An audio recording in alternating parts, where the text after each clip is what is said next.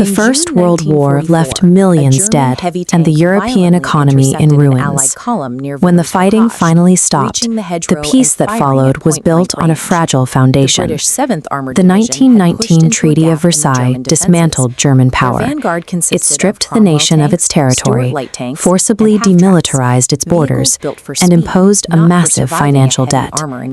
Italy sat on the winning side of the conflict, but received almost none of the territory it was promised. This left the Italian public nursing a deep sense of betrayal by their own allies. When weak governments proved unable to fix the broken economies, a geopolitical vacuum emerged. The continent was fractured, leaving vulnerable populations waiting for any leader who promised a return to order.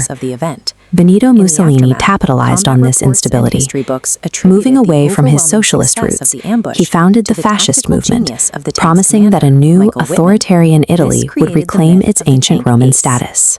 In Germany, Adolf Hitler leveraged post-war anger to build a dictatorship. He centered the state around himself, driven by a rigid ideology of racial superiority and national grievance. Japan faced a different crisis. Cut off from international trade and lacking natural resources, the Japanese military determined that seizing territory in mainland Asia was the only way to sustain their economy. These three movements were now moving in the same direction. Each was defined by aggressive expansion, extreme nationalism, and a shared rejection of the global status quo. Hitler began dismantling the treaty restrictions in the open. He reintroduced conscription, rebuilt his air force, and marched his army back into the demilitarized Rhineland. The Allied powers watched these violations but chose not to intervene. Desperate to avoid another war, they adopted a strategy of appeasement, granting Hitler's territorial demands in the hope that his ambitions were limited. At the 1938 Munich conference, the Allies agreed to let Hitler annex the Sudetenland. In return, the German leader signed a piece of paper promising he would seek no further territory. Months later, Hitler ignored the agreement and ordered a full-scale invasion of the rest of Czechoslovakia.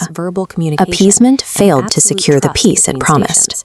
Without the threat of military enforcement, diplomacy only signaled to the Axis powers that the path for further aggression was open. The alignment of the dictators was solidified through the Pact of Steel, which formally tied the military fortunes of Germany and Italy together. Hitler then neutralized his greatest threat to the east.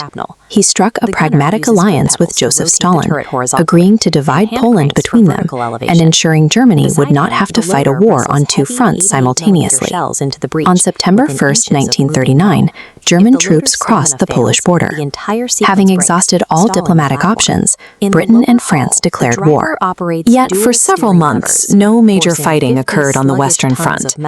During this phony war, the Allies remained behind their defensive fortifications, waiting for a German move rather than launching an offensive of their own.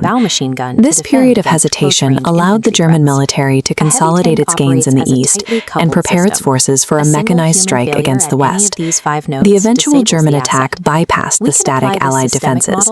Utilizing blitzkrieg tactics, German forces coordinated tanks, infantry, and aircraft to move with a speed that made traditional trench warfare impossible. The French military believed the Ardennes forest was impassable for tanks, leaving it lightly defended. The German army launched 50 divisions directly through, bypassing primary fortifications. The maneuver worked. Within days, German forces reached the English Channel, trapping the Allied armies against the sea. Facing the destruction of their entire force, the Allies began a desperate evacuation at Dunkirk. A fleet of civilian vessels joined the Royal Navy to ferry hundreds of thousands of men back to England. The old defensive strategies were now obsolete. With the fall of Paris, Britain lost its last major ally on the continent, and the German military turned its focus toward the English Channel. Britain stood alone. Following Chamberlain's resignation, Winston Churchill took office and immediately refused to negotiate a separate peace with Hitler. To launch a ground invasion of the UK, Hitler first needed to destroy the Royal Air Force. If Germany could control the skies, they could prevent the British Navy from stopping an invasion fleet. Throughout the summer of 1940, outnumbered RAF pilots fought a continuous battle above the Channel against the advancing Luftwaffe. They targeted British airfields and radar stations, slowly pushing the RAF to its limit. During the height of the battle, Churchill ordered a retaliatory bombing raid on Berlin. Though it did little physical damage, the raid infuriated Hitler, who ordered the Luftwaffe to stop attacking RAF bases and focus instead on bombing London. This shift in targets gave the British airfields the time they needed to repair and reorganize. The RAF successfully repelled the next major wave of attacks, forcing Hitler to postpone his invasion plans. The policy of territorial concession had not secured peace. It had provided the time and resources for the access to expand. The era of and mechanical reality. To understand military history, analysts must actively decouple decades of post-war lore from hard engineering facts. The destruction at Villers-Bocage was the direct result of extreme technological asymmetry, executed by a highly synchronized human-machine interface operating under profound stress. True lethality on the battlefield does not originate from a lone genius. It is generated by the ruthless, interdependent efficiency of a perfectly integrated system.